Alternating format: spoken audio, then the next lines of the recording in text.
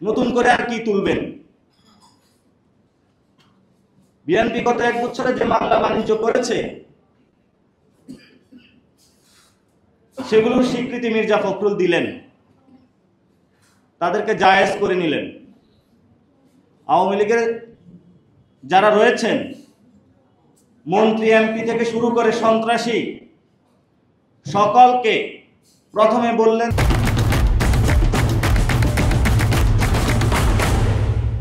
তার বিরুদ্ধে যায় বাসায় বললেন তোরে মামলা দিব। বললো ভাই কিছু টাকা দিয়ে দিয়েন না, ঠিক আছে দাও, আগামী ইলেকশনটা ভালো করতে পারবো।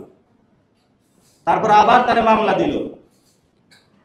মামলা দেওয়ার পরে ইজহারভুক্ত হবে বললো আরো কিছু টাকা দেন, ইলেকশন ফান্ডটা আর একটু বাড়াইল। তারপরে তারা আবার থানায় দিল। থানায় দেওয়ার পরে এখানে 2 ভাগ হলো।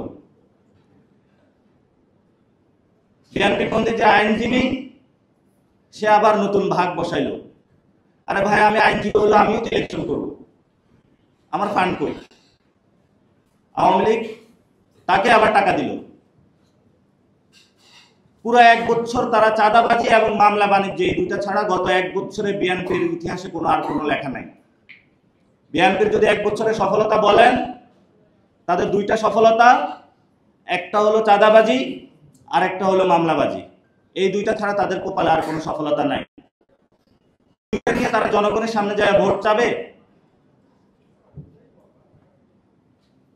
ভোট নয়, মানুষ তাদেরকে জুতা দিবে। আমাদের যে রাজনৈতিক দলগুলো রয়েছে, রাজনৈতিক দলগুলোর মধ্যে আমরা একটু বিভাজন দেখতে পাচ্ছি, কিন্তু বাংলাদেশের সার্বভৌম গণতন্ত্র অখণ্ডতা রক্ষা করার জন্য বর্তমান যে পরিস্থিতি রয়েছে, এই পরিস্থিতিতে সকল দল একসাথ হতে হবে।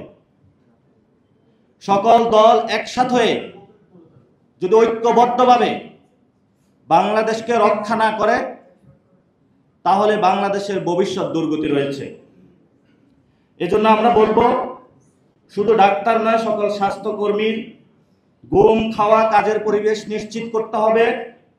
নীতি নির্ধারক পর্যায়ে কোনো দলীয় গুন্ডা নয়, যারা বিশেষজ্ঞ স্বাস্থ্য অর্থনীতির রয়েছেন তাদেরকে নিয়োগ দিতে হবে এবং তাদের ডিসিশন মেকিং প্রসেস অন্তর্ভুক্ত করতে হবে। স্বাস্থ্যক্ষেত্রে দুর্নীতি বন্ধ করতে হবে। সুনির্দিষ্ট বেতন কাঠামো নিয়ে আসতে হবে।